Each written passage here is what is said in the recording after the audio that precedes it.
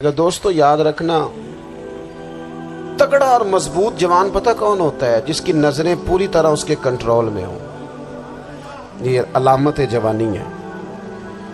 जिस आदमी का पूरी तरह, दो लोग दुनिया में कभी कोई कारनामा सर अंजाम नहीं दे सकते, एक जो हराम खाता हो, एक जिसकी नजर नापाक हो। मोहम्मद बिन कासिम जब यहां आए थे ना, तो एक दिन बड़े परेशान थे। तो एक बुजुर्ग कहने लगे, आप क्यों परेशान हैं? कहने लगे, राजा दहर से मुकाबला है और हमारी फौज तो सिंध के रास्ते भी नहीं जानती, जुबान भी नहीं जानती, लड़ेंगे कैसे? 2-4 दिन के बाद उन बुजुर्गों की दोबारा मोहम्मद बिन कासिम से मुलाकात हुई तो बड़े खुश थे। कहा, आप क्यों खुश हैं? कहने लगे, वो मेरा मुकाबला नहीं कर सकता, मैंने तहकीक कर ली है। कहा, क्यों? कहने लगे, नजर का गंदा है, और जो नजर के गंदे होते हैं वो मैदानों में ठहरा नहीं करते। मैदान के लिए निकलने के लिए पाक जवानी की जरूरत होती है, ततहीर मिजाज होना जरूरी होता है, पाकीज़ा अफकार और सच्ची और सुच्ची सुथरी सोचों का होना जरूरी होता है। इसलिए फरमाया कि मेरा मुकाबला नहीं कर सकता। हजरत अब्दुल्लाह इब्न हुज़ाफा कमरे में थे, तो वजीर की बेटी अंदर सजी संवरी पहुंच गई। जैसे ही आपने इस कुफर की चाल को देखा तो तयम्मुम करके नफल शुरू किए। वो सारी रात बैठी रही, रब का बंदा सारी रात इबादत करता रहा। इबादत बड़ा सहारा है, मुसल्ला बड़ा सहारा है अल्लाह के बंदों। सुबह दरवाज़ा खोला, वजीर ने अपनी बच्ची से पूछना चाहता था रिजल्ट क्या निकला, तो कहने लगी, पीछे हट जा, अब तेरा मेरा ताल्लुक कोई नहीं, मैंने नबी पाक का कलमा पढ़ लिया।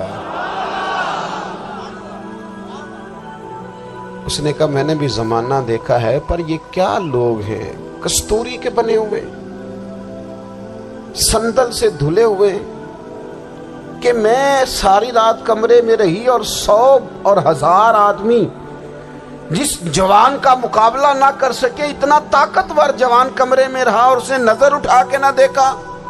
ओ कच्चा रंग ललारी वाला जेड़ा चढ़दा ते लैंदा रहिंदा है, ए इश्क तेरे दा रंग मुहम्मद चढ़िया फेर नहीं लैंदा। मैं कहा, एक दफा नजर उठा के नहीं देखा, कमाल हो गई। इतने बड़े लोग, इतनी बड़ी सआदत मंदी, फिरोज बख्ती, मामला फहमी हद हो गई। अल्लाह अकबर। दोस्तों, बादशाह जब पूरी तरह हार गया ना, उसने कहा, मार दो। तेल गरम किया एक कढ़ाई में, और जब आपको उसमें डालने लगे तो आपकी आंखों में आंसू आ गए।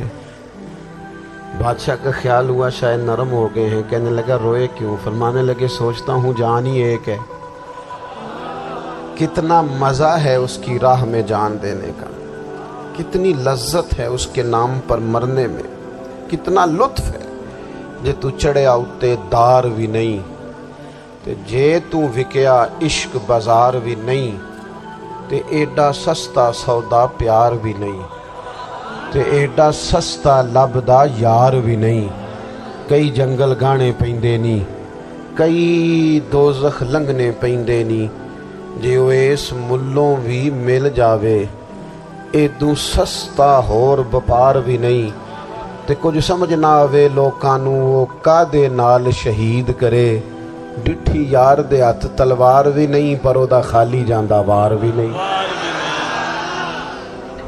कहने लगे, एक जान है ना, तो दिल करता है हजारों होती तो एक एक करके महबूब के नाम पे कुर्बान करता, जब मेरे पास है ही एक, करूं क्या? हजरत अब्दुल्लाह इब्न हुज़ाफा रज़ी अल्लाह ताला अन्हु जब रोए और बादशाह ने ये बात सुनी, तो बादशाह उठ के खड़ा हो गया, सारे वजीरों मुशीरों को कहने लगा, तुमने कहा था ना बंदा जाया करने वाला नहीं, ये भी जाया करने वाला नहीं। कहने लगा, मेरा माथा चूमो, तुम जैसे लोगों को कत्ल नहीं करना चाहिए, आज़ाद करना चाहिए। अजीज, अपनी ज़िंदगी से ना ये बहुत ज़्यादा हिरस, हवस, तमा, और ये किसी बात की भी हो, हिरस सिर्फ पैसों की नहीं होती, शोहरत की भी होती है। ये बीमारी इंसान को इख्तदार की भी होती है, तारीफ की भी बीमारी होती है।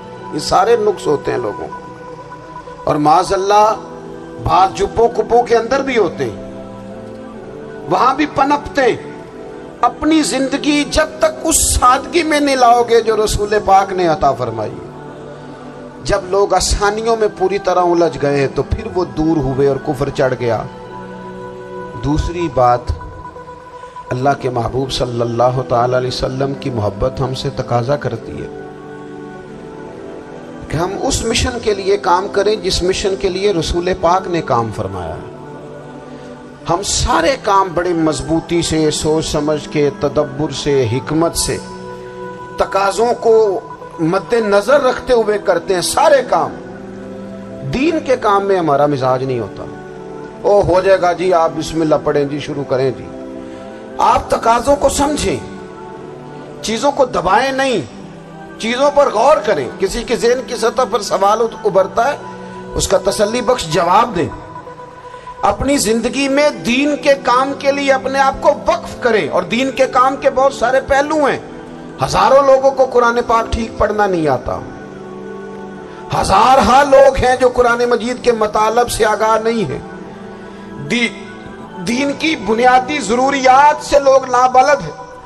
میں آپ کو کس طرح یہ بات سمجھاؤں کہ ہزاروں کی تعداد میں طلاقیں اس لیے ہوتی ہیں کہ مردوں کو طلاق کے مسئلے نہیں آتے، انہیں پتہ نہیں ہے کہ مجھے حقوق زوجین کے معاملے میں کیسے چلنا ہے۔ ڈھیر سارے گھروں میں تباہی اس لیے ہے کہ تربیت اولاد کا دینی منہج ہمیں نہیں پتا۔